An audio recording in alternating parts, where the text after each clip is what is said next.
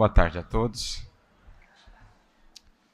Que a paz de Jesus, o Divino Mestre e amigo de todos os momentos, nos acolha, nos envolva a todos, a fim de que tenhamos todos nós, sigamos todos nós tendo uma tarde proveitosa de reflexões que venham a trazer ao nosso coração consolação, força, fé e esperança para o trabalho que nos compete no mundo. E coube nessa tarde a mim trabalhar essa obra magnífica que vai versar sobre o grande enigma, os mistérios do destino, da vida, de nós mesmos e de Deus. Que seja para nós uma jornada pelas questões mais fundamentais da vida, uma jornada por nós mesmos, em busca de encontrar esse sentido que nos possa conduzir em direção ao imenso destino reservado a todos nós. E no que diz respeito a Leon Denis, tenho aprendido nos estudos que vamos fazendo sobre ele, a valorizar sempre e cada vez mais os seus prefácios, as suas introduções às suas obras. Porque tenho percebido que em suas introduções, em seus prefácios, dá-nos ele como que um manual, um roteiro para nos conduzirmos, para nos orientarmos nas viagens pelas suas obras. Trata ele, nos seus prefácios, logo a introdução, das finalidades maiores das suas obras. Como fará em Depois da Morte, não será diferente em Um Grande Enigma. Conta-nos ele com que finalidades ou como foram preparadas as suas obras, como nasceram, como foram gestadas. Dá-nos, portanto, pistas essenciais a fim de que as possamos decodificar, as chaves para que possamos realmente adentrar no tesouro imenso que tem a nos trazer. E é assim que, para realmente entender o grande enigma, deveremos começar pelo começo, numa mensagem que ele coloca direcionada ao leitor, é esse o título, a ti, que vais ler a obra, leia antes isso. E ele então vai dizer, nos momentos tristes da vida, nos momentos pesados, em que estamos acabrunhados, abra esta obra. Eco das vozes do alto, ela te dará coragem, te inspirará paciência e submissão às leis eternas. Vemos já de pronto que é uma obra a falar ou a buscar o mais íntimo da criatura, lhe fortalecendo, lhe sustentando na grande jornada. Portanto, uma obra de experiência, não só do intelecto, mas, acima de tudo, de sentimento. Uma experiência sensorial da criatura, que possa alargar os seus horizontes e as suas perspectivas, e com isso se nutrir, se fortalecer para o que tem a realizar no mundo e na vida. E ele conta-nos também, nessa mensagem, como veio a conceber essa obra. Diz ele que estava na costa azulada, numa tarde de inverno da Provença, diante do Pacífico. Aquele quadro belíssimo, o sol se pondo, os seus raios dourados por sobre as ondas, por sobre as vagas. Aos poucos, o infinito se preenchendo com as estrelas e as constelações, e ele então meditava, extasiado diante daquele horizonte. Sintonizava com as vozes que percorrem o universo, falando-nos ou estimulando-nos ao progredir. Mas diz ele que nessa tarde ele pensava, diante daquele horizonte muito belo, na indiferença das criaturas humanas, que se inebriam de prazeres a fim de melhor esquecer o fim da vida, isto é, a finalidade da vida, as suas responsabilidades e os seus deveres. Isto é, a criatura humana que insiste em permanecer cativa. No belo símbolo aqui hoje resgatado pelo nosso irmão Emanuel Cristiano, as criaturas que insistem em permanecer na caverna, quando a vida lhes convida ao eterno alvorecer. Pensava ele nessas almas, cativas ainda de suas paixões, da ignorância quanto a si mesmas, quanto às suas imensas potencialidades latentes, como também com relação ao seu futuro grandioso. Pensava ele sobre essas almas, quando então começa a ouvir, claro, pela audição intuitiva, pela inspiração, vozes que lhe diziam: escreva um livro. Escreva um livro que nós o inspiraremos. Um livro que fale às consciências e aos corações que a vida não é vã. Algo que não se possa conduzir levianamente. E sim, a luta pela conquista do céu. Obra elevada e grave edificação, obra de aperfeiçoamento, regida por leis augustas e equitativas, sobre as quais paira a justiça eterna, amenizada pelo amor. Ou seja, um convite a produzir, gestar um livro que fosse, na verdade, um despertador para aqueles que o lessem, uma experiência de despertamento, de abertura de horizontes, que os pudesse levar, enfim, a entender, a melhor compreender o grande enigma da vida, dos destinos, do Criador e do universo, e nessa compreensão do valor da vida, do valor do presente, do valor do momento e de tudo o que recebemos, nessa compreensão da grandiosidade do projeto em que todos estamos inseridos, projeto perfeito, justo, infinitamente amoroso e misericordioso, pudéssemos aí encontrar consolo, sentido, força, sustentação. Essa é a finalidade com a qual essa obra foi pensada, foi gestada. Inspirada, claro, pelo alto, com a maior finalidade de despertar a criatura humana em jornada transitória pelo corpo para a eternidade, para a sua imortalidade, mais do que isso, para um novo modo de viver e se conduzir, pautado ou ancorado nesse entendimento. Esse será o grande enigma.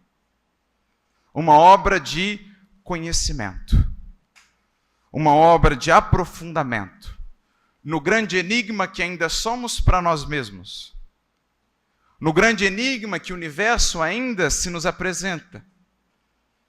Mas grande enigma este que, à medida em que se revela, aos poucos nos leva ao encantamento, à consciência e ao impulso de evolução. À grande jornada de ascensão em direção àquele que é o alfa e o ômega, o princípio e o fim de todas as coisas. Essa é a obra, o grande enigma, apresentada-nos aqui pelo próprio autor.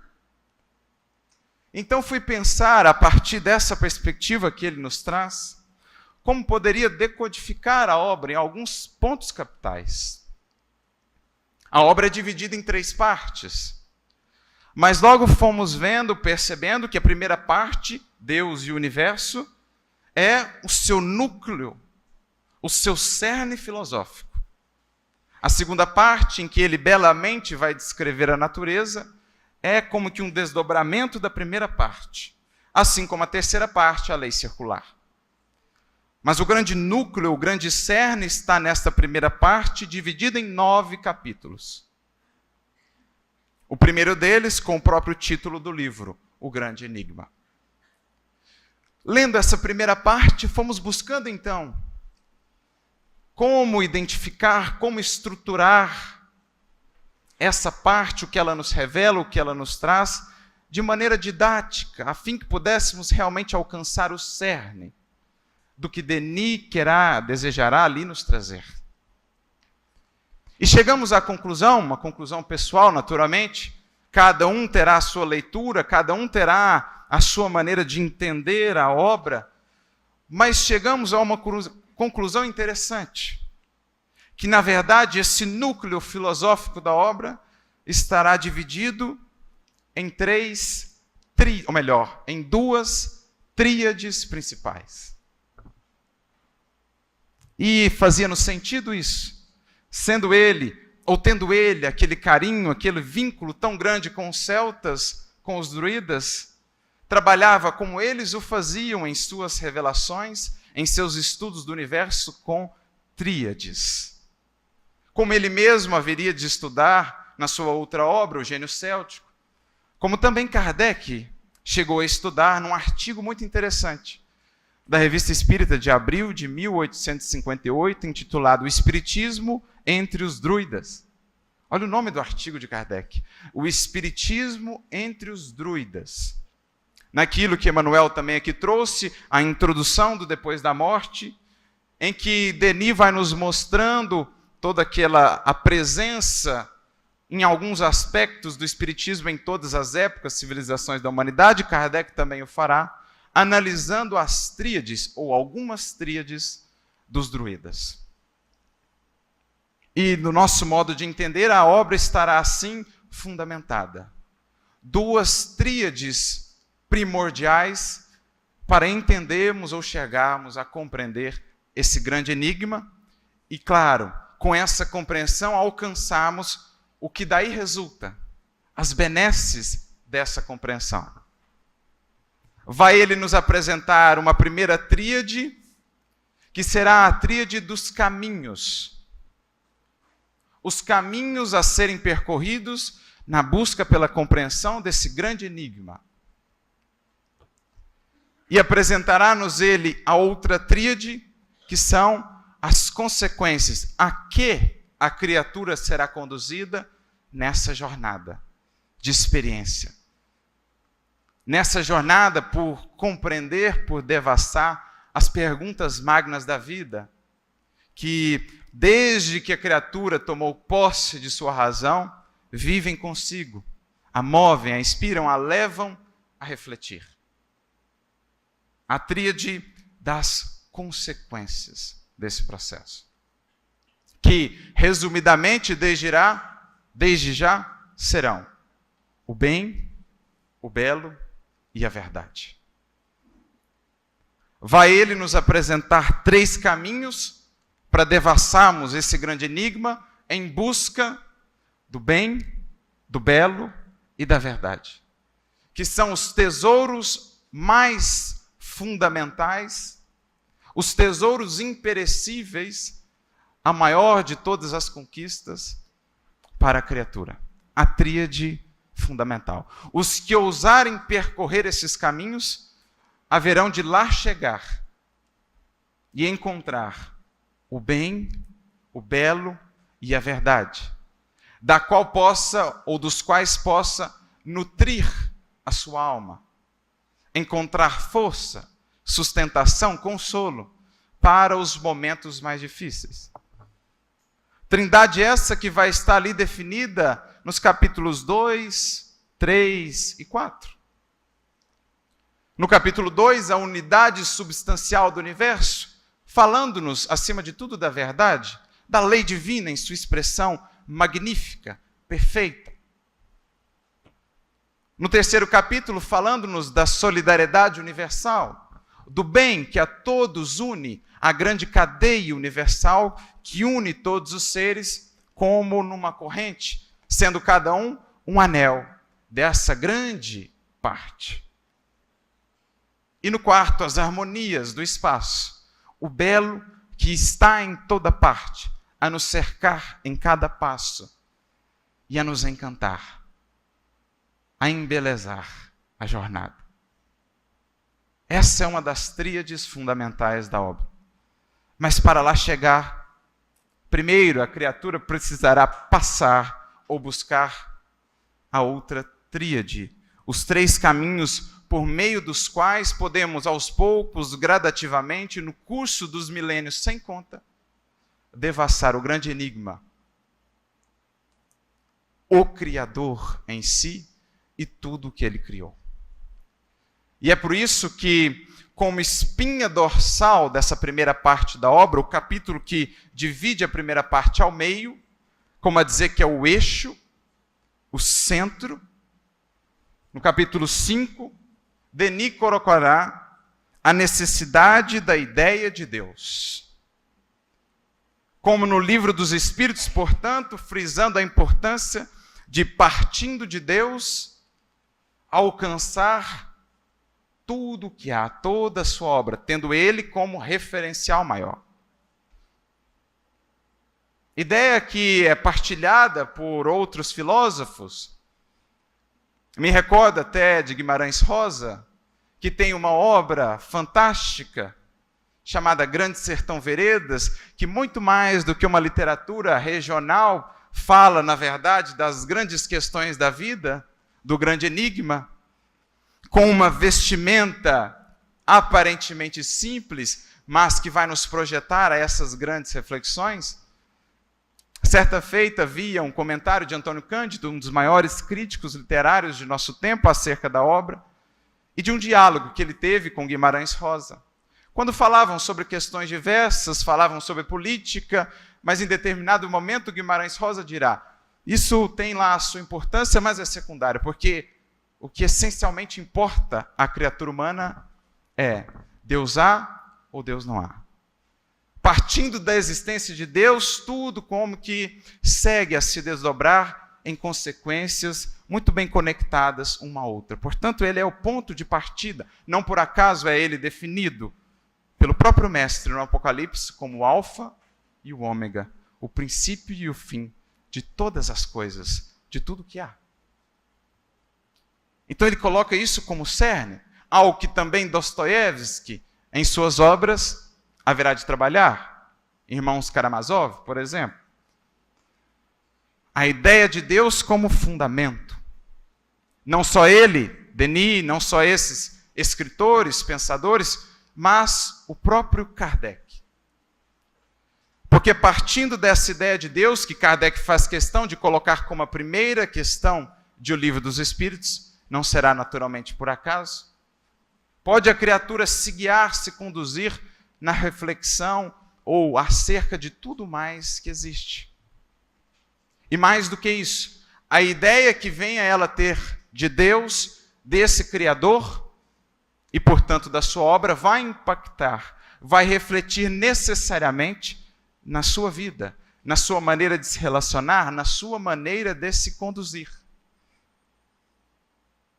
Kardec vai dizer isso no livro A Gênese, capítulo 1, nos versículos, ou nos itens de 23 a 25, vai ele fazer um tratado sobre isso, dizendo-nos que o ponto capital, por exemplo, da doutrina de Jesus repousa sobre os atributos que ele revela do Criador, porque esses atributos impactam necessariamente na nossa vida.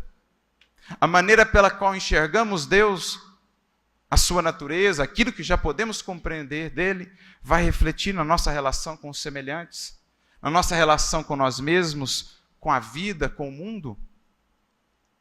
Um Deus vingativo, cioso, ciumento, por séculos alimentou muitas posturas nossas de agressão, que encontrariam justificação ou justificativa naquele Deus, pois se ele é assim, a criatura julgava-se na autoridade de proceder daquela maneira. A sua visão de Deus impactava na sua maneira de se relacionar com os outros, com os demais.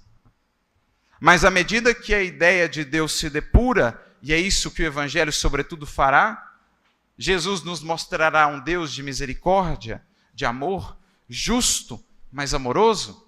Não podemos mais justificar posturas que antes tínhamos. Porque ele vai agora apresentar para nós, essa perspectiva de Deus, novos deveres. Vai nos convidar a uma nova maneira de nos relacionar, de atuar. Pois sendo ele misericordioso, devemos nós buscar fazer como ele também, dentro das nossas possibilidades. Como dizia Jesus, resumidamente, sede perfeitos como perfeito é o nosso Pai. Isto é, ou o vosso Pai, melhor dizendo. No patamar em que a criatura está, a visão que tem ela de Deus é isso que determina, que influencia a sua maneira de se conduzir pela vida e de se relacionar com os semelhantes. É o que Kardec dirá nessa primeira parte, primeiro capítulo da obra Gênesis. E é o que Denis também dirá nesse capítulo 5, a espinha dorsal, quando diz: a questão de Deus é o mais grave de todos os problemas suspensos sobre as nossas cabeças, e cuja solução se liga de maneira estrita, imperiosa, ao problema do ser humano e do seu destino, ao problema da vida individual e da vida social. Olha a conexão que ele faz. Não há como desconectar uma coisa da outra. Necessariamente essa visão, esse ponto de partida haverá de impactar tudo mais na nossa vida. O conhecimento da verdade sobre Deus, sobre o mundo e a vida, é o que há de mais essencial, de mais necessário, porque é Ele que nos sustenta, nos inspira e nos dirige, mesmo a nossa revelia. E essa verdade não é inacessível, como veremos. É simples e clara, está ao alcance de todos, basta procurá-la sem preconceitos, sem reservas, ao lado da consciência e da razão. Mais adiante, complementando ele, o homem vive e importa-lhe saber qual é a fonte, qual é a causa, qual é a lei da vida. A opinião que tem sobre a causa, sobre a lei do universo, quer queira ou não, quer saiba ou não, se reflete em seus atos, em toda a sua vida, pública ou particular. Mais adiante, desta opinião sobre Deus, sobre o mundo e sobre a vida, e entre parênteses ele coloca: notais que esses três assuntos são inseparáveis, as sociedades humanas vivem e morrem. Por isso ele coloca a ideia, a figura do Criador como esse eixo central nessa parte que é o cerne filosófico de toda a obra. É o alfa e o ômega. A visão que dele temos se configura em deveres maiores ou menores, segundo a condição que estamos, com relação ao próximo, a nós mesmos, à vida, ao mundo, à sociedade. Quanto mais sobe a criatura, mais ou melhor compreende a Deus, mais sente os deveres internamente a lhe conduzirem e a lhe guiarem. Como dirá o Espírito Lázaro no capítulo 17, não por acaso sede perfeitos, no item 7, quando fala de maneira belíssima sobre o dever. Jamais cessa a obrigação moral da criatura para o Criador, para com o Criador. O dever cresce e irradia sob mais elevadas formas nos estágios superiores da humanidade. O que no fundo está ele a dizer: quanto mais sobe a criatura, melhor entende ela Deus. Melhor entendendo Deus, melhor compreende a si os deveres que lhe cabem na grande obra, na imensa obra da criação. Portanto, pensar sobre o Criador, o grande enigma fundamental, é pensar sobre tudo mais. É isso que Kardec também vai dizer, complementando a reflexão, no capítulo fenomenal, mais uma vez, da obra Gênesis, capítulo 2, sobre Deus. No item 19, quando fala dos atributos da divindade, do nosso entendimento de Deus, dirá ele: tal é o eixo sobre o qual repousa o edifício universal. Então, todo o edifício universal repousa sobre um eixo: o nosso entendimento de Deus. É este o farol cujos raios se estendem sobre toda a criação, sobre tudo que há. Única luz capaz de guiar o homem na busca da verdade. Guiando-se por essa luz, ele jamais se transviará. Palavras de Kardec. Única luz capaz de guiar o homem na busca pela verdade. O eixo sobre o qual repousa o edifício universal e, claro, o edifício de cada um de nós mesmos na vida que nos propomos a construir. Tem também, dirá Kardec, o homem, nos atributos de Deus, o critério infalível, a medida mais precisa para analisar qualquer ideia, qualquer pensamento, qualquer doutrina filosófica. Porque qualquer uma delas que venha não só a negar, mas simplesmente a diminuir algum dos atributos fundamentais da divindade, estará se afastando da verdade. Por isso ele conclui essas as palavras dele. Em filosofia, em psicologia, em moral e em religião, só há de verdadeiro aquilo que não se afaste nem o tio dos atributos essenciais da divindade. Então, olhando para o Criador, numa visão cada vez mais depurada, nós temos o melhor critério para nos conduzir na compreensão da verdade, dos grandes enigmas da vida. Aquilo que vem a diminuir, a contrastar com os seus atributos fundamentais, deveremos buscar reajustar o caminho. Foi assim que o próprio Kardec se conduziu durante a codificação, por exemplo, no que diz respeito à ideia da reencarnação. Ele tinha certa resistência quanto à ideia, mas então, justamente utilizando-se desse critério do Criador, pensava ele, como conciliar a perfeita justiça com a não existência da reencarnação. Era algo que feria, diminuía um atributo essencial da divindade. Portanto, que afastava-se da verdade. Era preciso olhar por uma outra perspectiva. Por isso é esse o eixo central. Porque impacta não só na maneira pela qual vamos devassando o universo infinito, mas também nas coisas mais pragmáticas da vida. Tendo o referencial de um Deus amoroso, misericordioso, isso haverá de impactar na nossa relação com o nosso semelhante. Porque ele passa a ser o referencial. E eu passo então, quando sinceramente, quando disposto realmente a entender esses grandes enigmas, a me conduzir pautado nesses referenciais. Esse é o eixo central. Mas agora, para conhecer melhor o Criador e por conseguinte as suas leis, Denis haverá de nos apresentar a outra tríade. 3 caminhos essenciais, 3 meios primordiais para que possamos compreendê-lo como as suas leis. E aqui me recordo de O Livro dos Espíritos, num subtítulo da terceira parte ou do terceiro livro, Conhecimento da Lei Natural, que se inicia na questão 619. E Kardec vai perguntar, Deus deu a todos os seus filhos os meios de conhecerem as suas leis?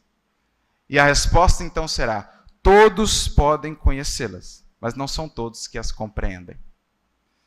Os homens de bem e os que decidem investigá-la são os que as melhor compreendem. Mas todos um dia compreenderão, porque o progresso é uma lei. Como a já nos avisar também que, para adentrarmos nessa grande jornada pelos grandes enigmas, ou pelo grande enigma, é preciso querer. Mais do que isso, estar disposto não somente a conhecer, mas a compreender. E há aqui uma grande diferença.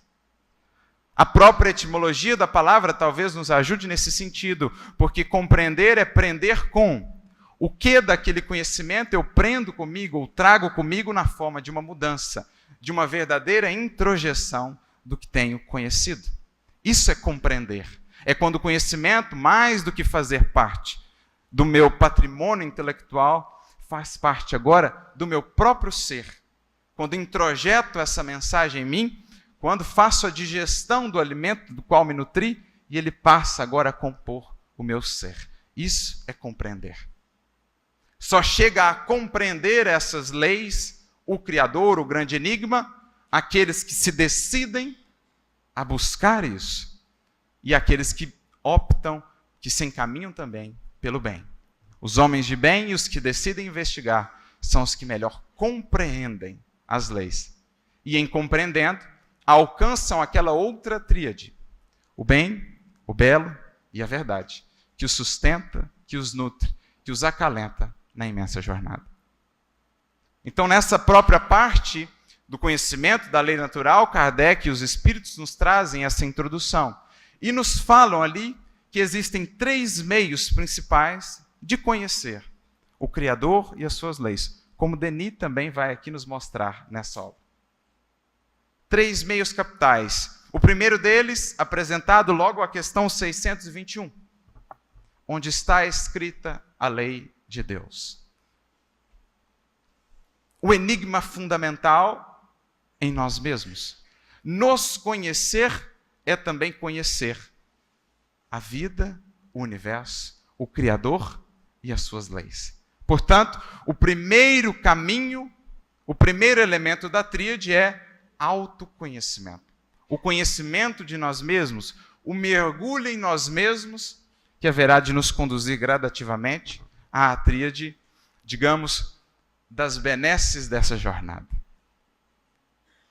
O segundo processo está logo à questão seguinte. Questão 622, quando Kardec pergunta aos espíritos: conferiu Deus a missão a certos indivíduos de revelar as suas leis? E então eles responderão: em todos os tempos. Houve aqueles que ele enviou a fim de que com suas vidas, seus trabalhos, seus ensinamentos pudessem revelar um pouco mais do Criador e das suas leis às criaturas, aos homens encarnados. Portanto, o conhecimento que nos chega através da revelação, tanto dos encarnados, como hoje, mais especificamente, também através dos desencarnados, claro, comprometidos com Deus e com as suas leis. O conhecimento, portanto, dessas vidas, dos legados dessas vidas missionárias, transformadoras, que vieram a abrir para nós um pouquinho mais dos véus, rasgar um pouquinho mais das cortinas que nos impedem de acessar, de contemplar e entender esse grande enigma.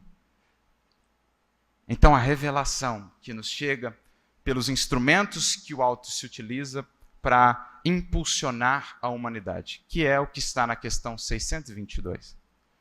E o terceiro caminho, o terceiro elemento dessa tríade, na questão 626 do Livro dos Espíritos. Kardec perguntará: só Jesus revelou as leis divinas ou, em outros tempos, de outros modos, essas leis também foram reveladas? E então, em certo momento da resposta, os Espíritos dirão: estando a lei divina gravada na natureza, o homem sempre a pôde encontrar quando quis, quando se esforçou para tal, apresentando-nos, portanto, o terceiro caminho, o terceiro meio de nos conduzirmos na busca desse grande enigma: o estudo da natureza, das leis físicas, morais, da perfeição dessas leis que regem todo o universo. A natureza a nos ensinar. São esses os 3 caminhos primordiais, a tríade fundamental que haverá de nos conduzir, de nos guiar. Comecemos então por essa última. A importância de observar a perfeição que nos cerca. Não por acaso o próprio Mestre no seu Evangelho nos diz: olhai os lírios do campo.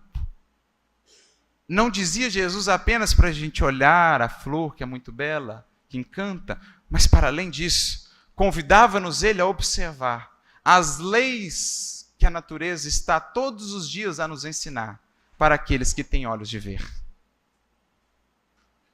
A contemplação, o olhar para as magnificências que nos cercam, que Denis vai desdobrar de maneira tão bela, tão profunda na segunda parte da obra, falando-nos das montanhas, dos mares, dos campos, enfim, mostrando-nos a beleza da natureza como obra que revela o seu autor. E de fato, quantas leis há aquele que sabe observar não poderá aprender, retirar da natureza? A lei do serviço, que uma fonte nos ensina a caminhar pelo mundo cantando e deixando por onde passa a fartura, a alegria, a renovação e a esperança. Por isso é a fonte feliz, por isso segue ela a cantar a vida fora, porque aprendeu a servir. A lição que uma queda d'água nos ensina: ao cair, mostrando-nos o quanto de energia podemos extrair se soubermos bem aproveitar as nossas quedas. Não é daí que vem a energia que nos ilumina? Pois bem, é de uma queda que nasce um Paulo de Tarso. É de uma queda que nasce uma Maria Madalena. A natureza já remotamente a nos ensinar. Olhemos a queda, que se faz energia, impulso para o progresso daqueles que a souberem utilizar. Não é o sol um constante ensinamento, um fundamento da lei divina? Na criação, alcança a luz aquele que se sabe doar. Porque esse é o preço da luz na criação divina. Ilumina-se quem sabe se sacrificar pelos outros, pela vida, pela criação. O sol, isso nos ensina, a vela, a lâmpada, a nos ensinar todos os dias o valor do sacrifício como condição, recurso de iluminação da criatura. A flor, que nos ensina silenciosamente o perdão, quando mesmo retirada do seu solo, quando mesmo ferida por nós, sabe nos doar o seu perfume e a sua beleza. O sândalo cortado pelo machado que o envolve no seu próprio perfume, na grande lei do perdão. Eis então, meus irmãos, o primeiro caminho de compreensão do grande enigma.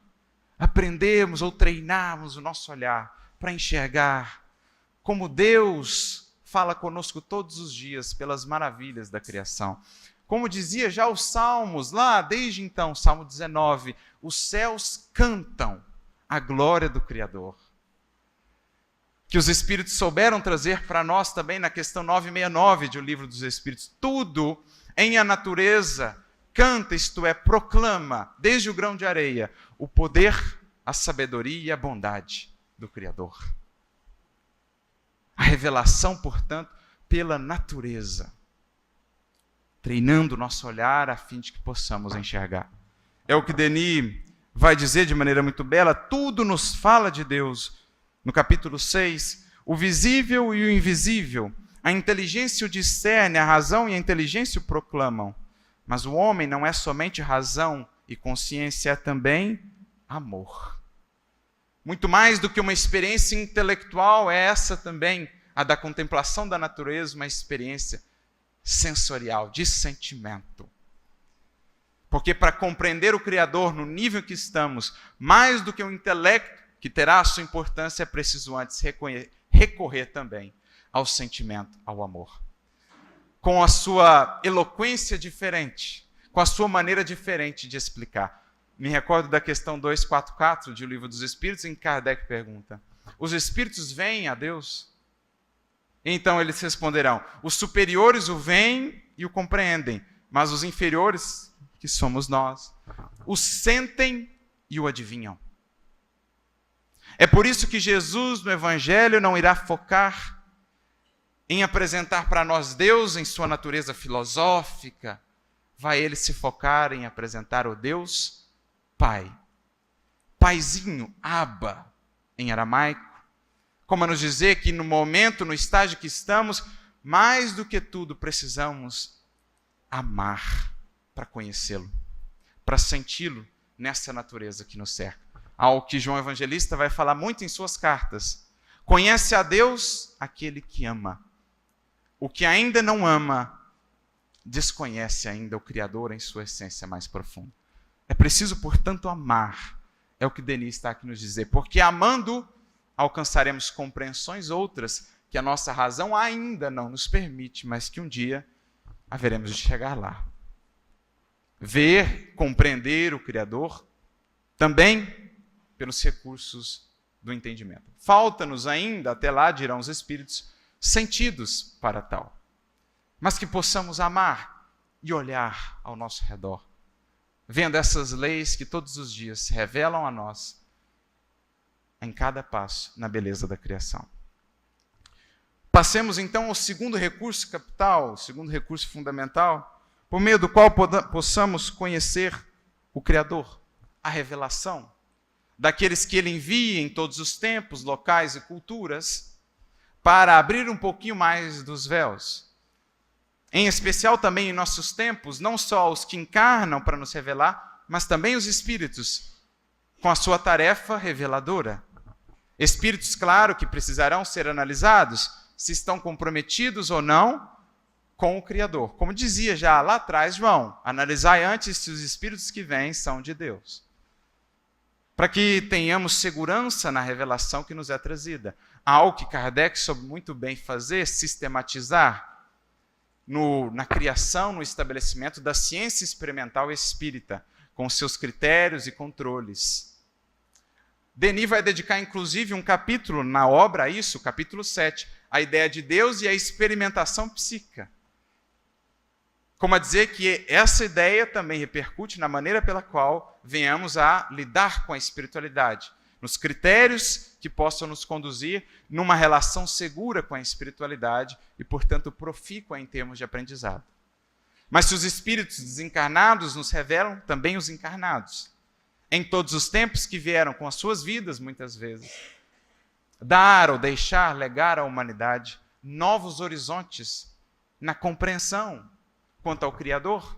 O próprio codificador assim o fez, enquanto Jan Hus, indo à fogueira a fim de preparar o terreno para novas compreensões quanto ao Evangelho, quanto à vida. Lutero continuaria o trabalho e depois ele voltaria para levar adiante. Não só ele, como também aquele que lá esteve, Denis, o seu benfeitor Jerônimo de Praga, todos envolvidos nesse processo de impulsionamento da evolução da humanidade. Então a vida, ou essas vidas que nos inspiram, uma delas hoje estamos aqui a realçar, a agradecer, vidas que abrem para nós novos horizontes. Então Leon Denis, no capítulo 8, vai dizer: o que demonstra de modo brilhante a intervenção de Deus na história também é o aparecimento no tempo próprio, nas horas solenes, desses grandes missionários que vêm estender mãos aos homens e os repor na senda perdida, ensinando-lhes a lei moral, a fraternidade, o amor aos seus semelhantes, dando-lhes o grande exemplo do sacrifício de si pela causa de todos. Sacrifício de si pela causa de todos. Haverá algo mais imponente do que essa missão dos enviados divinos? Não nos encanta, não nos fascina, não nos inspira olharmos para essas vidas que em holocausto se deram pelo futuro, pelo amanhã da humanidade? Eles vêm e marcham no meio dos povos, em vão os sarcasmos e o ridículo chovem sobre eles. Em vão o desprezo e o sofrimento os atingem. Eles marcham sempre. Em vão se levantam ao redor deles os patíbulos e os cadafalsos, que eram instrumentos de tortura. As fogueiras se acendem, mas eles seguem com a fronte altiva, a alma serena, como o próprio Jan Hus, na fogueira de Constança, a dizer, tendo por base o seu próprio nome, que em tcheco significa pato ou ganso: hoje queimam um pato, um ganso, mas dia virá em que um cisne voará tão alto que as vossas labaredas não o alcançarão. Profético, inspirado, porque de fato tentaram mais uma vez alçar as fogueiras, mas dessa vez o cisne planou bem alto e as chamas não o puderam alcançar. São essas as vidas que nos inspiram, que nos falam um pouco mais do grande enigma do Criador. Qual é, pois, o segredo da sua força? Quem os impele assim para a frente? Acima das sombras da matéria e das vulgaridades da vida? Mais alto que a terra, mais alto que a humanidade, eles vêm resplandecer esse foco eterno. Um raio do qual os ilumina, lhes dá a coragem de afrontar todas as dores, todos os suplícios. É dessas vidas também que precisamos nos nutrir, nos alimentar sem qualquer pretensão ou sem qualquer desvio de culto ou de adoração improfícua. Sermos por essas vidas gratos, no sentido mais legítimo dessa palavra. E aqui me recordo de Emmanuel, no livro Pão Nosso, capítulo 163, uma mensagem chamada Agradecer, em que ele vai dizer: no círculo dos seguidores de Jesus, não se justifica mais o velho hábito de manifestar reconhecimento em frases laudatórias e bombásticas. Para os trabalhadores fiéis a Jesus, agradecer será aplicar proveitosamente as dádivas recebidas. Como podemos, então, manifestar a nossa gratidão a estes que abriram caminhos, que rasgaram um pouco mais do véu? A Denis, a Kardec e a tantos outros, a Paulo, a Tiago, a João, aplicando proveitosamente todas as dádivas que souberam nos legar. Isso será agradecer, isso será avançar no conhecimento de Deus a partir do livro de suas vidas. Esse é o segundo caminho. Mas, enfim, haveremos de chegar no terceiro, talvez o mais fundamental: o conhecimento de nós mesmos, o mergulho em nós mesmos, a fim de, em nos compreendendo no grande enigma que ainda somos para nós mesmos, compreender melhor a Deus, como as finalidades maiores da vida, e encontrar aí a força que nos possa sustentar em todos os desafios e diante de todas as lutas.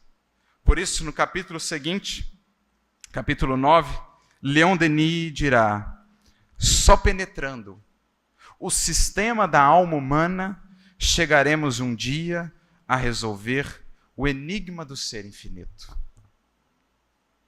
Só penetrando o imenso universo que nós somos, universo ainda desconhecido, tão pouco desbravado, é que haveremos de um dia compreender o Alfa e o Ômega, que não só está fora de nós, em toda parte, como também dentro de nós. Como já dizia o apóstolo Paulo: não sabeis que o Espírito de Deus habita em vós e que vós sois o templo de Deus? É, portanto, necessário desbravar esse nosso mundo interior, conhecer o universo que somos, porque isso é também conhecer o universo que nos cerca. Universo esse tão pouco conhecido ou desbravado nesse mundo de hoje, que nos estimula tanto a ação exterior e que nos afasta tanto, muitas vezes, do conhecimento e da ação interior. Quantas vezes a ação exterior, em excesso, em desequilíbrio, não é, na verdade, uma fuga do grande mergulho interior a ser feito? Quantas vezes o excesso de ação no mundo, mesmo em nossa seara espírita, não é ainda a fuga para o trabalho interior? É o que Emmanuel vai dizer no capítulo 7, Pensamento e Vida, quando fala do trabalho, dirá ele: há trabalho-ação e há trabalho-serviço. Quantas vezes não estamos no trabalho-ação puramente mecânico, a fim de não mergulhar mais a fundo no trabalho-serviço, que efetivamente nos transforme, nos lapide. Porque ele dirá: o trabalho-ação transforma o meio, mas o trabalho-serviço transforma o indivíduo. É preciso, portanto, mergulhar em nós. Quantos hoje que não conseguem sequer ficar consigo mesmos por 5 minutos? Logo precisam arrumar alguma atividade, mas como mergulhar, se aprofundar, como discernir o que vai aqui dentro de nós, sem esse acerenar, para olhar com profundidade o que somos? É quase que naquele experimento que a gente faz, às vezes no ensino fundamental, temos um copo com água e um monte de coisas ali, areia, pedras, enfim, e o copo está em movimento, está agitado. Quando assim está, não conseguimos discernir, diferenciar o que ali está. Está tudo misturado, todas as coisas. Então é preciso fazer o quê? Decantar. É a experiência que a professora do ensino fundamental às vezes faz. Deixa o copo parado um pouco. E você vai vendo como que as coisas vão se colocando no lugar. As fases vão se separando e eu vou conseguindo discernir. Aquela bagunça de antes, agora se torna mais acessível. Por quê? Paramos, conectamos conosco, mergulhamos em nós, iniciamos essa jornada. E é isso que o Evangelho, essencialmente, vai nos conduzir a fazer. Lembrando a própria definição que Gamaliel vai ter e vai apresentar a Paulo descobrir que adaptarmos o Evangelho nada mais será do que descobrir um novo país, cuja grandeza se perde nos infinitos ou no infinito da nossa alma. Seguir a jornada do Evangelho com Cristo nada mais será do que desbravar a imensidão de nós mesmos e aprender a enxergar todas as belezas, todos os potenciais que ali estão e que ainda desconhecemos. Me recordo de Santo Agostinho, que teve certa vez a oportunidade de dizer: passamos ou caminhamos pelo mundo buscando as belezas, paisagens paradisíacas, belíssimas, mas passamos uns pelos outros sem nos encantar com a beleza da alma humana, com a sua profundidade, com a riqueza que ali habita. Olhamos para essas belezas que nos cercam e não conseguimos olhar para o ser humano, para uma alma, para o nosso irmão e nos encantar com a grandiosidade da obra que somos e que viremos a ser. Então isso é nos conhecer. Segue Denis dizendo: Deus está na criatura e a criatura nele. Deus é o grande foco de vida e de amor, do qual cada alma é uma centelha, ou antes, um foco ainda obscuro e velado que contém, em estado embrionário, todas as potências. A tal ponto que, se soubéssemos tudo quanto em nós outros existe e as grandiosas obras que podemos realizar, transformaríamos o mundo. Elevar-nos-íamos de um salto na senda imensa do progresso. Para nos conhecermos é mister, pois, estudar a Deus, porque tudo que está em Deus está nos seres, pelo menos em estado de germe. Deus é o Espírito universal, que se exprime e se manifesta na natureza, da qual o homem é a expressão mais alta. A importância, portanto, de voltarmos esse olhar a nós mesmos. Todos os homens devem chegar a essa compreensão de sua natureza superior. Na ignorância dessa natureza e dos recursos que em nós dormitam, é que está a causa de todas as provações, de todos os nossos desfalecimentos e de nossas quedas. Pelo não conhecimento de nós mesmos.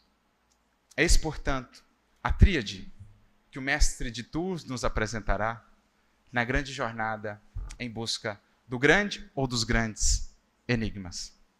Trilhada essa jornada, encetada essa caminhada, haveremos de então alcançar paulatinamente, gradativamente, aquela outra tríade. Primeiro, a compreensão dessa unidade substancial do universo, da perfeição da lei divina, como está no capítulo 2, que por si acalma, acerena o nosso ser. Nada acontece à revelia, tudo se estabelece dentro de leis equitativas, perfeitas, justas. Estamos inseridos num projeto daquele que é a inteligência suprema do universo. Essa compreensão dessas leis perfeitas traz ao nosso coração esse entendimento da verdade, consolo, confiança, fé, esperança, mais do que isso, certeza de que tudo haverá de passar, de se harmonizar, de progredir, de evoluir. A primeira tríade, portanto, o primeiro elemento da tríade, a verdade, que liberta, que consola, que ilumina. Chegaremos ao segundo elemento dessa tríade, que por si também nos consola, nos acalenta o coração, como está no capítulo 3 da obra, a solidariedade universal, portanto a certeza de que o universo é regido pelo amor, pelo bem, de que há infinitos seres velando pela nossa jornada, investindo em nós, como nos compete também investir àqueles que conosco caminham. Que somos, na verdade, um elo, um anel de uma grande, imensa corrente que conecta todos os seres nessa grande lei do amor. Como não se consolar? Como não esperançar ao sentir essa solidariedade? A ter essa certeza, ou quando se tem essa certeza, de que amigos velam por nós, de que esses que nos inspiraram lá atrás seguem conosco a nos ajudar a desbravar o grande enigma da vida. Como não se encantar, não se consolar com a certeza da promessa de Jesus? Eis que estou convosco até a consumação dos séculos. Os que trilham, portanto, esse caminho de compreensão do Criador e das suas leis, em entendendo essa solidariedade universal, haverão de encontrar das fontes mais preciosas de força, de consolo e de inspiração. O segundo elemento da tríade, o bem. A verdade e o bem. E o terceiro, então, estará no 4º capítulo, as harmonias do espaço. Na medida em que se purifica, na medida em que se eleva, a alma amplia as suas percepções. E então passa a contemplar a natureza em sua beleza cada vez mais profunda.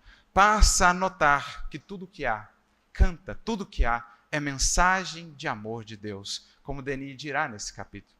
A perfeição, a harmonia da dança dos planetas, jamais atrapalhada, jamais perturbada, sempre a mesma em sua perfeita canção.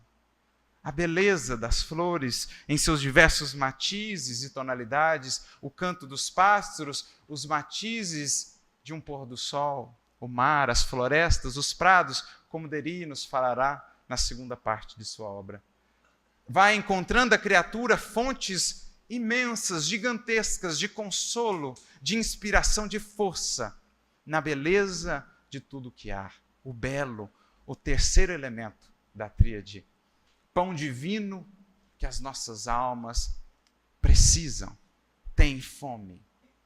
Porque, já dizia Jesus, nem só de pão viverá o homem, mas também de toda palavra que sai da boca de Deus.